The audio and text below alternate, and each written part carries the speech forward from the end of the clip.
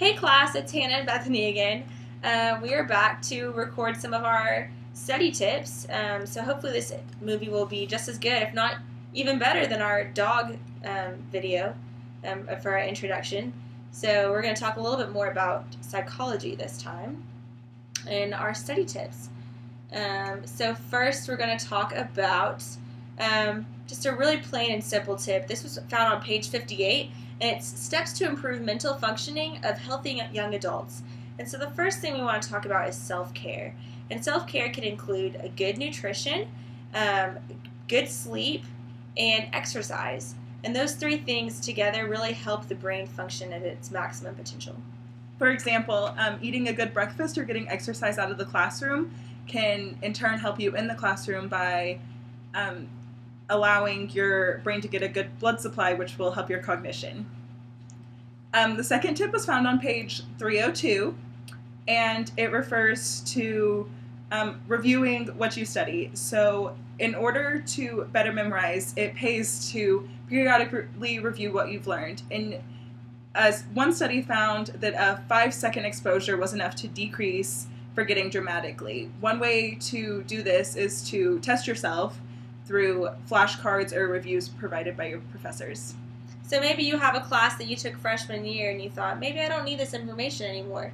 But even it's good to brush up on some of that stuff, because those are the building blocks of your future courses that you take later along in life towards the end of school or maybe even grad school.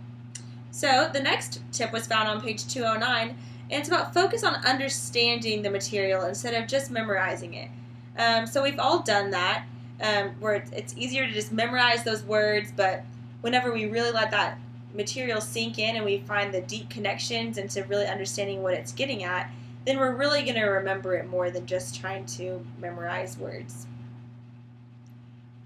For example, some of the ways that can help you do this is after you read your textbook, you can rephrase what you read. If you're able to put it into your own words, it's likely that you have a sound understanding of what the textbook is actually saying. Another way to do this is to study with a friend. Whenever you study with a friend, you are able to assist each other in areas We study together all the time. in areas that you may not fully understand.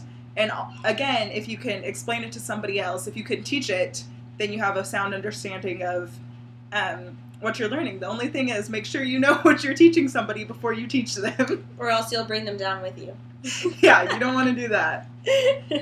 The next tip was found on page 136, and this is about speed reading.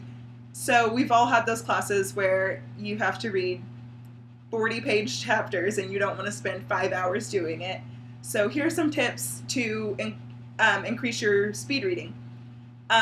First, specifically flip through the text and look at it quickly so that you have an understanding of how it's sorted, everything like that. Second, look at the figures and the figure captions, because it's likely that the text will refer to them, and it speeds it up if you do it beforehand so you don't have to keep flipping back and forth between the figures and the text. If there's a chapter preview or a chapter summary, it helps to read these first, because these often sum up the most important tips of the chapter and will help you zero in on what the chapter is attempting to focus on. So I actually ended up getting a tutor for the ACT because I was really slow at comprehending the reading section, and I would always run out of time. And so one thing that my tutor taught me was to really learn how to do the speed reading process, where you look for those key words, and instead of just reading in depth every single detail, being able to find the key concepts and then fill in the material, and you were able to really complete the dots on your own without having to connect each and every single word, which was really helpful for me. And then our last tip was found on page 211, and it's on mnemonic strategies. And these help you remember basic ideas. So maybe those are those little acronyms that you teach yourself how to remember difficult concepts. I remember one specifically for me was singing the quadratic formula song too. Putting a song to material helped me remember that really difficult equation. A common mnemonic that we've all learned was Roy G. Biv for memorizing the rainbow colors, or Please Excuse My Dear Aunt Sally for memorizing the order of operations.